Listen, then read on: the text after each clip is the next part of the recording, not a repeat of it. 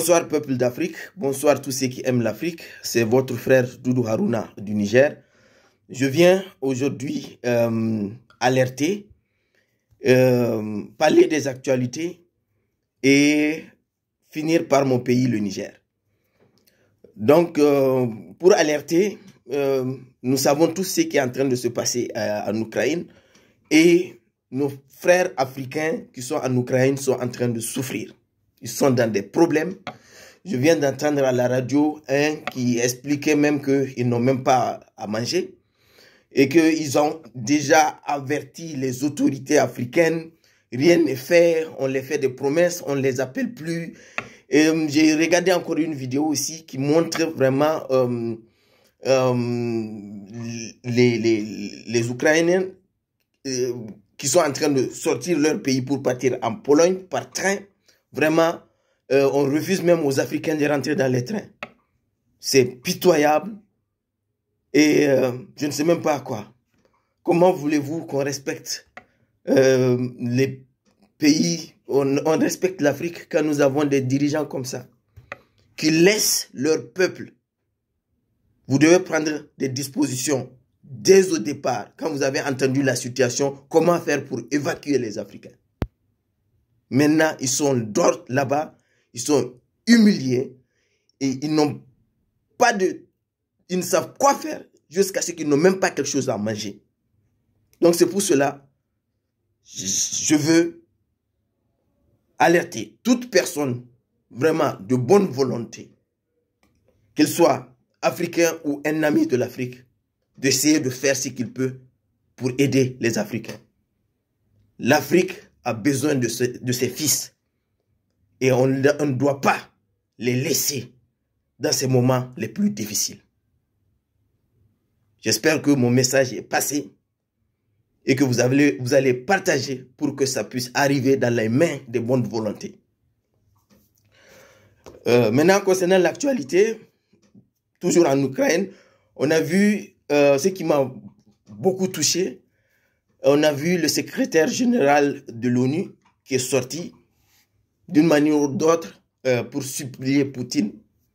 Il dit qu'il demande à Poutine, au nom de l'humanité, de retirer ses troupes de l'Ukraine.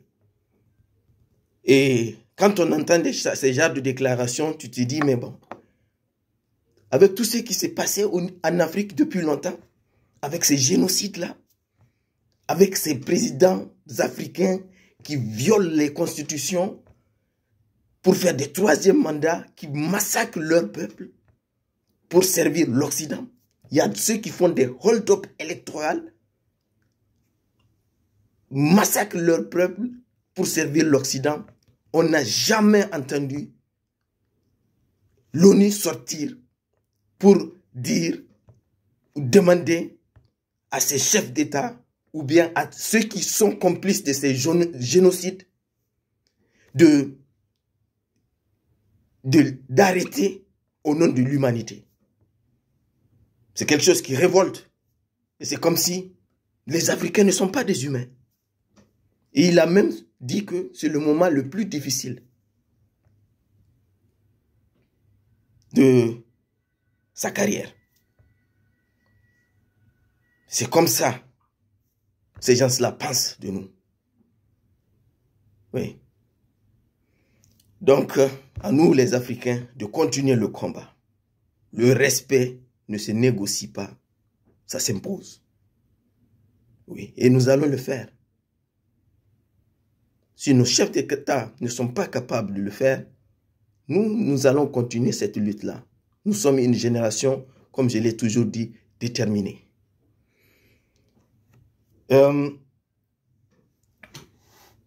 Je voudrais aussi dire que il y a beaucoup qui ne connaissent pas ce qui est en train de se passer réellement dans cette situation. Il y a ceux qui ont pris le train en marche, qui sont en train d'être manipulés par France 24, je ne sais pas, RFI, c'est cela. Mais ceux qui suivent l'histoire de comment les choses se sont déroulées, oui, il y a des questions à se poser. Donc, je vais finir par mon pays, le Niger. dont nous avons vu Bazoum faire leur conférence de cadre où M. Bazoum dit que il a, grâce aux fichiers de renseignement, il a pu identifier des terroristes dont il a même pris contact avec eux et de les conseiller de laisser ce qu'ils sont en train de faire.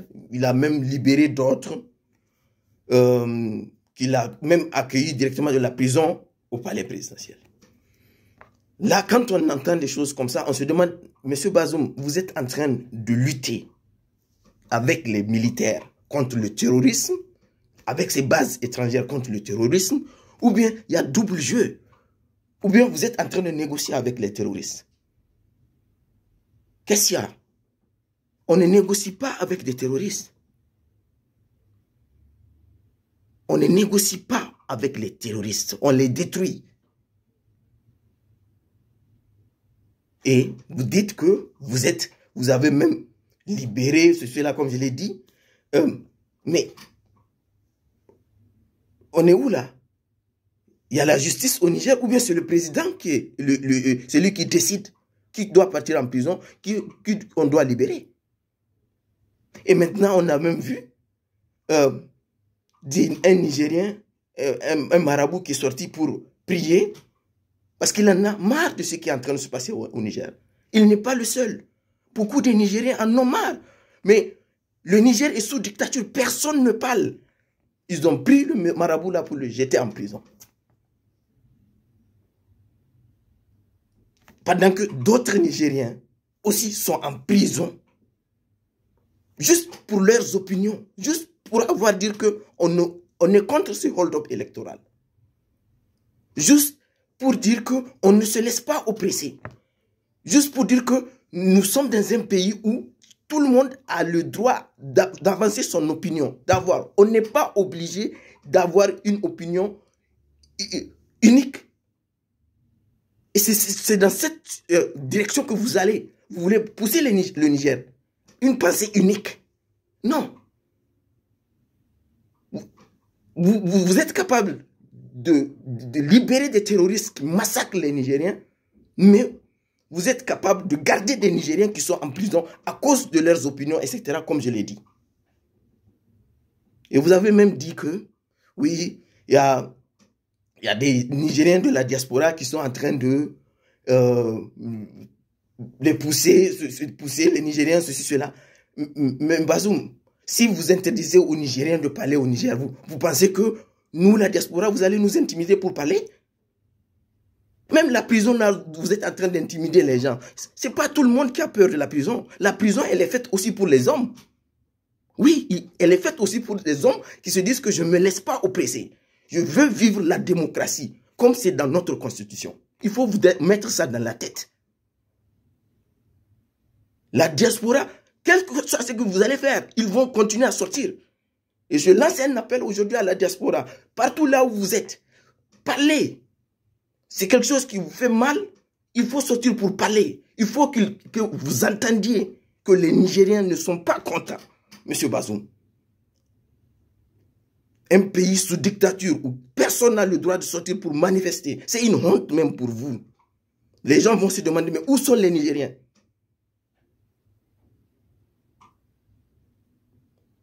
La diaspora, vous ne pouvez pas nous intimider. Que ce soit clair et net. Nous sommes déterminés à mener un combat franc pour toute l'Afrique. C'est dans cet esprit-là que nous sommes. Merci.